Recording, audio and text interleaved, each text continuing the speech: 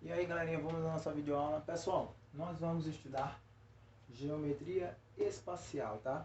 Vou dividir esse capítulo, geometria espacial aí para vocês é o capítulo 11, tá? É o capítulo 11. E eu vou dividir esse capítulo em duas aulas, tá? A primeira parte, nós vamos trabalhar com as definições dos conceitos primitivos, postulados, figuras geométricas espaciais, né? Vou tentar definir aqui um pouco para vocês o que é. E aí, como exemplo, eu tenho um cubo, a pirâmide e um bloco retangular, tá? E aí, trabalhando com sólidos de Platão, que são sólidos platônicos, também vou tentar definir isso aqui para vocês. E e também trabalhar com a definição de relação de Euler, que só é aplicável para um sólido que seja platônico, beleza? Então vamos lá discutir logo os conceitos primitivos da geometria espacial. Pessoal, para a gente estudar geometria espacial, a primeira coisa que a gente tem que fazer é estudar os conceitos primitivos. Por que são definidos como conceitos primitivos? Antes de tudo, tá? São definidos como primitivos porque não existe uma definição precisa para ele, tá? A gente só aceita como verdade, ó. Isso aqui é isso e acabou-se. Não tem uma definição precisa. Então, por exemplo, quais são os elementos que recebem essa definição de que são primitivos? O ponto, a reta e o plano. Por definição, são esses três elementos, tá? Coloque aí no material, se vocês estiverem acompanhando aí no material de vocês, capítulo 11, página 268. E aí vocês vão ver que vocês têm um ponto, uma reta e uma figura geométrica plana, mostrando que é um plano. Além disso, eu tenho um espaço. O espaço é toda a região, tá, pessoal? Toda a região onde você se encontra no espaço, né? Por exemplo, o espaço que refere-se aí na sua casa à sala. Então, é um espaço. O seu quarto é um espaço. O espaço da cozinha é um espaço, tá? Então, tudo é espaço. Porém, a gente pode dividir espaços por planos e assim sucessivamente, tá? Mas vamos lá. Não existe uma definição para dizer o que é um ponto. A gente só aceita como verdade que isso aqui é um ponto e representa ele sempre por letra do nosso alfabeto, letra maiúscula. Reta, também não existe uma definição para ela, só aceitamos que existe e que, para representá-la, são letras do nosso alfabeto, só que letras minúsculas. E o plano, também não tem como defini-lo, porém, a gente representa por letras do alfabeto grego, alfa, beta, gama, lambda e assim sucessivamente, certo? Então aí estão os conceitos primitivos. São os três conceitos importantes para que a gente possa montar as nossas figuras geométricas que são espaciais. Beleza? Alguns postulados. O material de vocês traz 3 postulados, tá? Eu vou tentar falar mais alguns aqui. Primeiro postulado. Por uma reta passam infinitos pontos. Se você tem uma reta, automaticamente nessa reta ela é formada por infinitos pontos. E aí, como exemplo para vocês poderem entender, eu já sei que vocês já fizeram um trabalho de artes, que foi aquele desenho onde vocês tiveram que pintar ele por ponto, que é chamado de pontilismo, se eu não estiver enganado, tá? E aí, com esse trabalho, você tinha uma figura qualquer e você começava a montar, a pintá-la por pontos. E aí depois você tinha a pintura todinha da figura. É claro que se nessa figura você apagar o contorno dela, a partir dos pontos você não consegue identificar que figura é.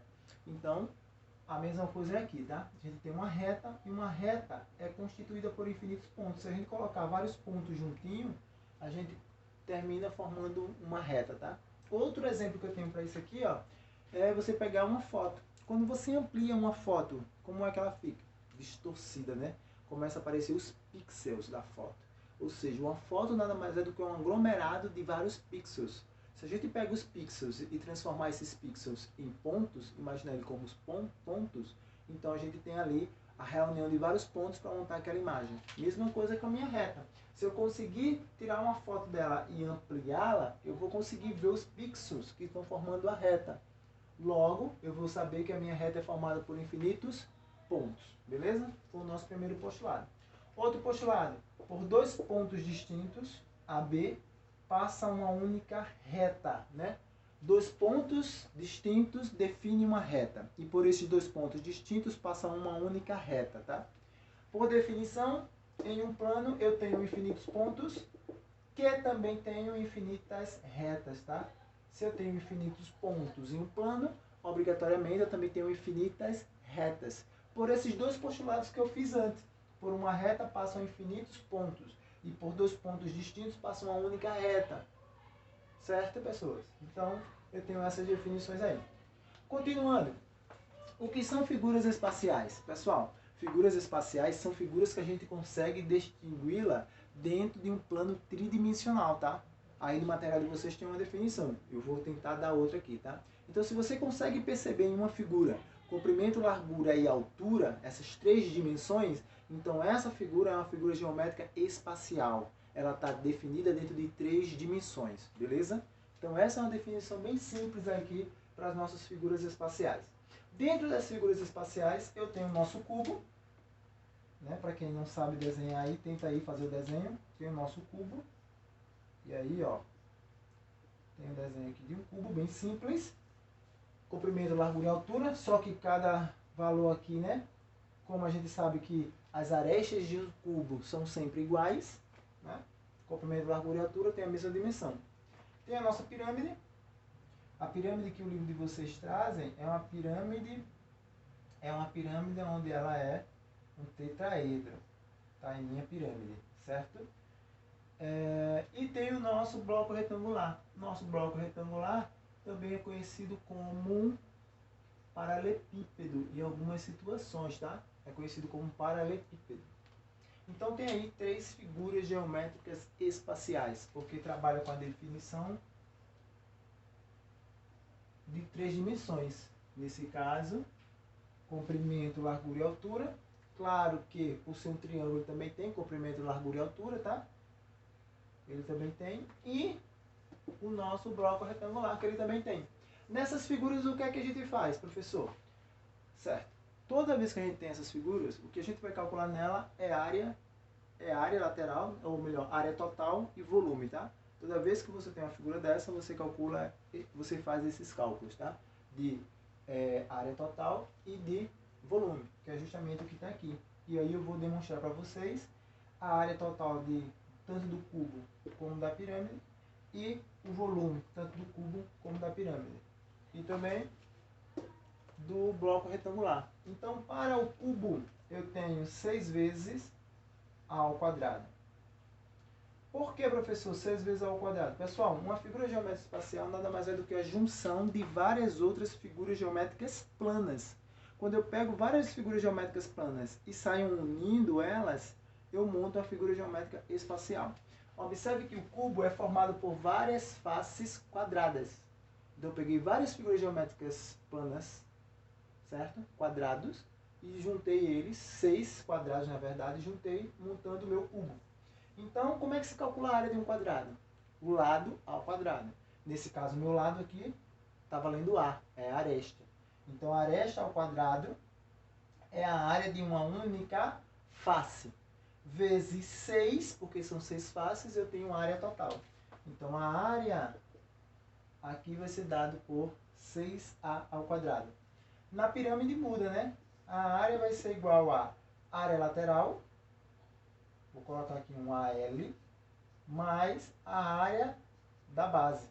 Eu preciso distinguir, a minha pirâmide pode ter bases diferentes, tá, pessoal? Pode ser quadrado, pode ser triângulo, pode ser quadrado, pode ser pentágono, pode ser hexágono, octágono e assim sucessivamente, tá?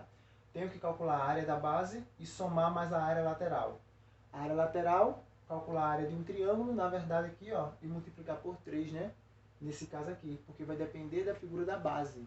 Quantas faces laterais eu tenho? Eu tenho uma quantidade de faces laterais na pirâmide de acordo com a face da base da minha pirâmide, tá?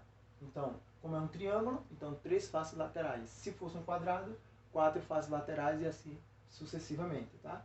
Então, basta calcular, para saber a área total, calcular a área lateral mais a área da base. Sabendo que é um triângulo, né? Base vezes altura dividido por 2, e assim a gente vai calcular. Mas quando a gente estiver junto, eu tento desmistificar isso melhor para vocês, como é que a gente vai fazer para encontrar a área lateral e a área da base. Porém, o material de vocês informa isso, tá? Volume. Volume é só multiplicar comprimento, largura e altura, ou seja, A ao cubo. No meu cubo, tá? Na minha pirâmide, o volume é igual a 1/3 da área da base vezes a altura. Então basta que você saiba qual é a altura da pirâmide, e o valor da área da base. Sabendo quem é isso, multiplica por 1/3 e você tem o volume da pirâmide. No nosso bloco retangular, isso muda um pouco, tá? Área total. A área total, vou fazer uma fórmula diferente da que tem aí no material de vocês, tá? É 2 vezes A vezes B mais B vezes A. Eita, A vezes B mais A vezes C mais B vezes C. É um pouco diferente da que está aí, né? A única diferença é que o 2 aqui está em evidência. No material de vocês não está, certo? Mas é a fórmula que define a área total. Lembrando que ABC é A, B, C. É comprimento, largura e altura, tá? Volume. O volume de um bloco retangular é dado por área da base vezes a altura. Então aqui é A vezes B vezes C, certo? Temos aí a nossa fórmula, tanto para a área total, como para o volume do nosso bloco retangular. Ou, se preferir chamar, tá? Paralelepípedo. Simples e fácil. Tem que lembrar dessas relações, tá? Vamos entrar estamos entrando num assunto onde tem várias formulazinhas para definir várias coisas, tá? E aí, por isso que eu dividi em 2 partes. Continuando, chegamos aí nos sólidos platônicos. Por que são denominados sólidos platônicos, tá? Primeiro, por definição, que foi Platão que estudou esses sólidos, tá? Esses sólidos são denominados sólidos platônicos porque são figuras geométricas espaciais formadas apenas por faces que são regulares. O que são faces regulares? São faces que têm mesmo comprimento de aresta. Um exemplo de um sólido platônico está aqui que a gente fez um ainda agora. O cubo é um sólido platônico. É formado por 6 faces quadradas, certo? Outro exemplo, o tretaedro regular, né? Que a gente tem até uma figura que nem ela aí. Se a gente pega uma pirâmide formada só por triângulos equiláteros, ela é também um sólido platônico, certo? E assim sucessivamente. Se vocês observarem o material de vocês, ele traz como representação, ele traz o tetraedro, o cubo, o octaedro, o dodecaedro e o icosaedro, tá? Essas são as figuras que ele traz aí e tem o desenho de cada uma delas. Só que vai ficar difícil para desenhar cada um deles aqui, tá? Tendo os sólidos platônicos, a gente pode tirar uma relação deles para calcular o número de faces, arestas e vértices, que é a nossa famosa relação de Euler, tá? A relação de Euler fala que o número de vértices do sólido mais o número de faces, isso, muito bem, é igual a aresta menos 2. Aresta menos 2 ou mais 2? Aresta mais 2. Tá aqui, tá?